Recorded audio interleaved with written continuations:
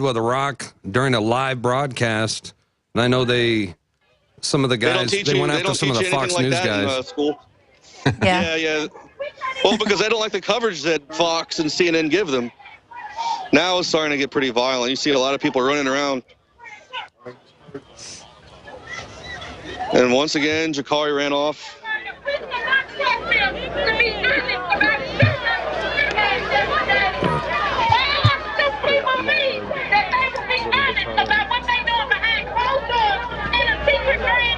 See, that's what they're still upset about, the fact that it was a closed Well, there's people running back over into the parking lot now.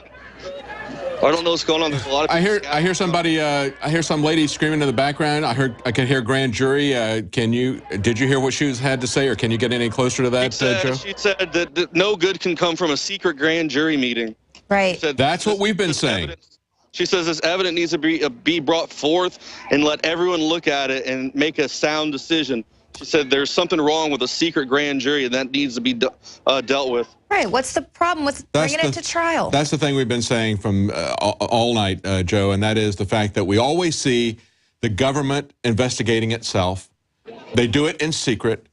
They will not lay their cards on the table. You know, we were told by the Obama administration, by Obama when he was running that he was going to have the most transparent administration. He understands that transparency is what people want. He knows the government is not transparent. And yet I think he needs to pick up a Webster's dictionary and look up the word transparent, because he obviously got it confused with another word in the dictionary. Well, it's another one of his lies. And the only thing that's transparent about the Obama administration is their lies. And their tyranny. Yeah, that lady is exactly right. If they wanted to de-escalate this, that's the way they would have done it. But everything that they have done, including the timing of the release of the information last night, everything they have done is calculated to increase tensions and to build this white against black, community against the police and everything, divide and conquer. Yeah, exactly.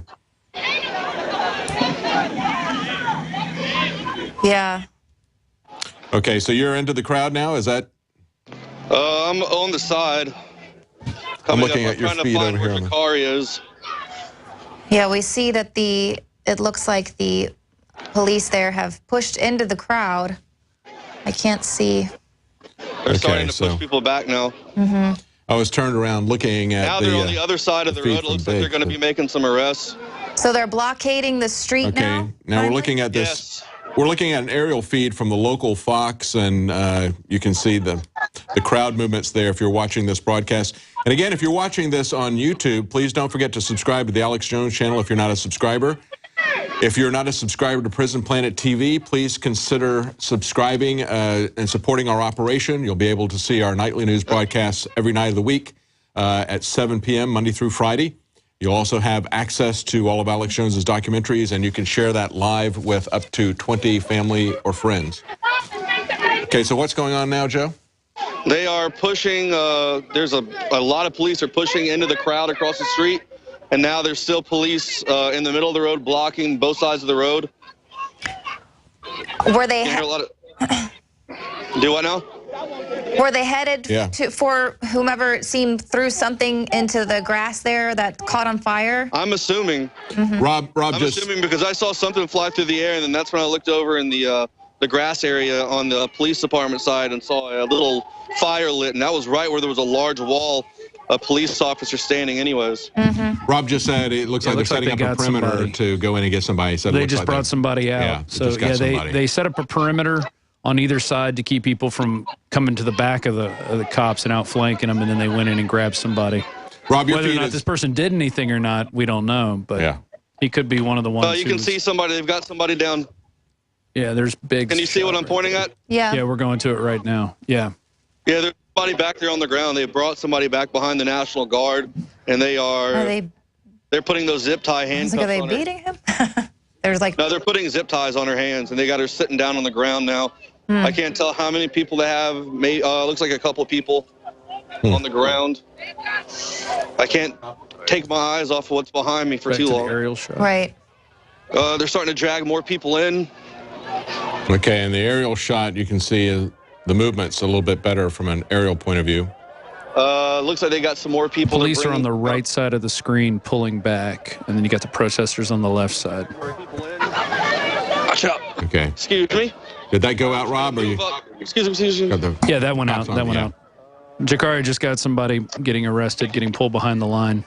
I'm trying to get this guy right now. There's people just screaming. Yeah. Well, they haven't done anything calculated to ease the tensions. Everything has been calculated to increase tension, and that appears to be working very well. Yeah. Looks like they're just, they can keep this going.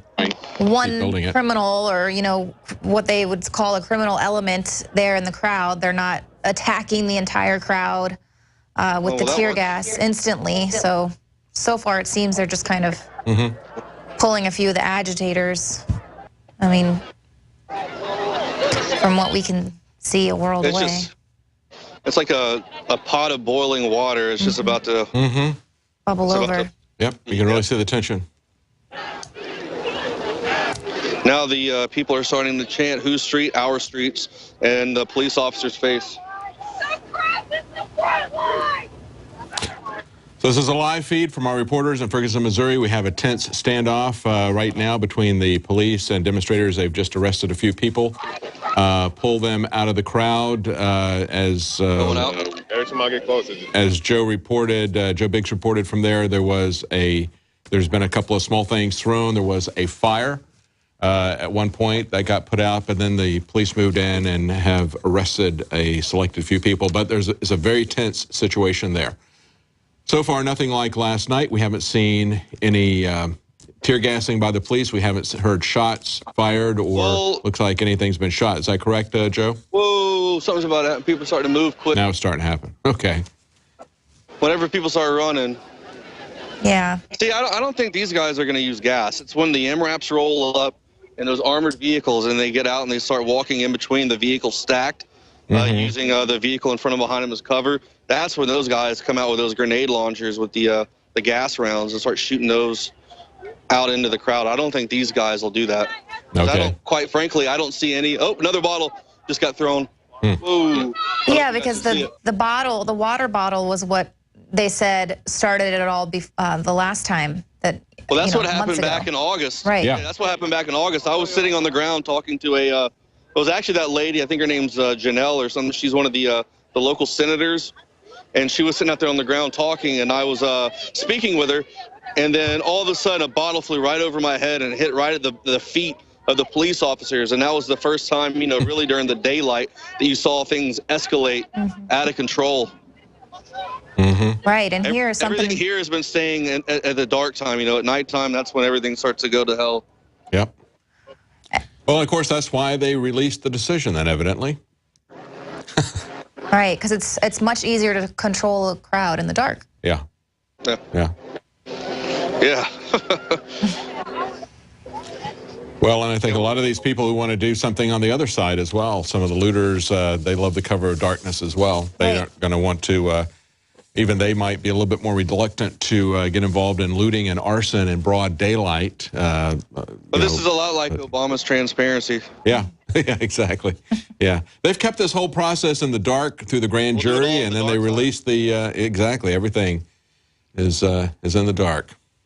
Well, it's just like they're using the Ferguson burqa to cover up the amnesty that's going on. Yeah.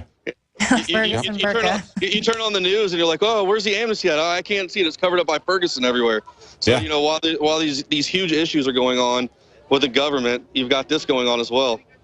Nobody's asking about what's going on with Ebola in Africa either. What's going on with the troops there? No one's talking about Ebola. No one's talking about the amnesty. No one's talking about open borders. No one's talking about trying to rush through that nuclear deal with Iran. No one's talking about Lois Lerner or. Oh yeah, they got that off. Right. Even though they had 30,000 emails, nobody's paying any attention. Maybe that's why they pulled those out and did a document dump of them, because they knew this was about to break. So. It just going back to the whole arson reports. I mean, how long are they going to have to investigate, you know, before to determine what caused these fires? Those businesses are going to be out of business for all that time. Like you said, a lot of them won't have the funds to sustain themselves and their families. They're going to be out of business, while these other big chain stores are going to move in and take over this neighborhood. That's right.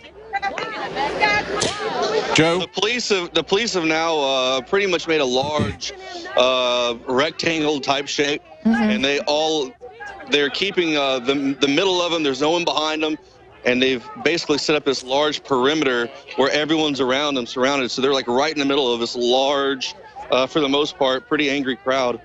Yeah, we could see that somewhat from the aerial feed that we were getting from one of the local TV stations there.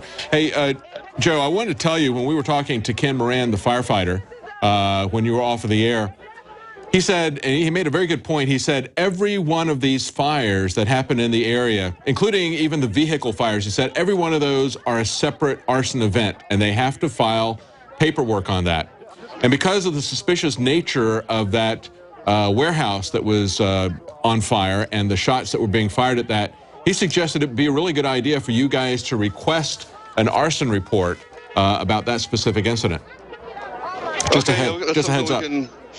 Yeah, that's something we can look into. Yeah, just a heads up. It'd be interesting to see. I mean, even if you go back on the footage last night when we were broadcasting, I was sitting there talking about how it was very odd that the center of the buildings were, you could tell the bulk of the fire was in the middle of the buildings. Yes. And I was talking to Jabari, I was like, this is just odd, you know, because back in August when people were throwing the Molotovs, that was where they were prying open those boards and just throwing them in. So the fires are right there at the at that wall that was closest to the street where they were able to get into a window. But these all look like they started in the middle of the buildings, and you can see how they collapsed because the only way to get into the middle would be to go through the front door or the back door, and those buildings were boarded up.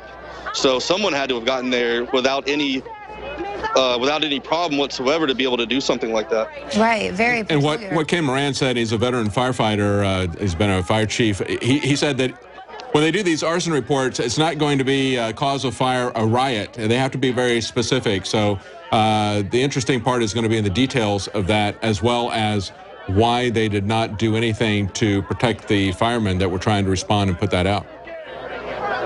Yeah. So I'm trying to make my way through the crowd right now. Okay. It looks like they're pushing everybody back again. They've gone out of their formation and created a linear formation and are now blocking the other side of the road now. So most of the media is now to the back of the police officers, and they are now faced off within inches of everyone on the other side of the road. All right, so they're getting right in everybody's faces. It looks like they're trying to be provocative. Because there's not any violence going on. I mean, is there anything other than they started getting close? There was a couple of things that were thrown. What's that? I'm talking to one of the gentlemen out here, and he says, you know, by the way they're lined up, he says it looks like they're trying to purposely tick them off to get them to provoke a reaction from the crowd, so they can bring the MRAPs in, so they can use the tear gas, so they can shoot the rubber bullets, so they can, you know, take people away and, you know, make them disperse. And then eventually, because they're cold, they're tired, they want to go home. They don't want to sit out here because they think that the reason they're out here is, you know, pointless. This is incrementalism at its finest, what you see on a larger scale when they want to come over and take over something. They do it in small increments. It's not just a big rush. Right. It's little bitty steps, and they're playing chess right now with the crowd, and the crowd probably doesn't realize what's going on. Their crowd control is kind of like our calculated maneuvers. Right. Yeah, their crowd control is kind of like our gun control, isn't it? It's a gradual process of infringement. Well, they've got just moving the boundaries up on the roof. Lightly. They've got people up on the roof of the fire department. They did earlier spotting. I saw a guy with binoculars. So there's no telling who else they have set up on the roofs around the area who are keeping an eye out. But like I said, there's a much larger police force tonight. So far, there's a huge presence of the National Guard, and for every single one of these guys you see up here, there's another 2 to cover for that guy if he gets tired or fatigued and needs to go. There's a large presence, and there's been Humvees rolling up and down the road thus far tonight that I've seen. Even earlier when we were driving around West Florissant and we were looking around, you could see quite a bit of Humvees out patrolling, and you think those would be vehicles they would have out here because they're completely up armored. You don't have to worry about anyone shooting at anything like that. You'd think they would have those out here lined up back here at the police station for them to use as cover, but it seems like a lot of the tactics they have are just, I don't know, just really unusual and weird. Well, there's no reason for them to utilize those vehicles until this crowd gets unruly, until they're violent, and it's been largely There's no reason for them to justify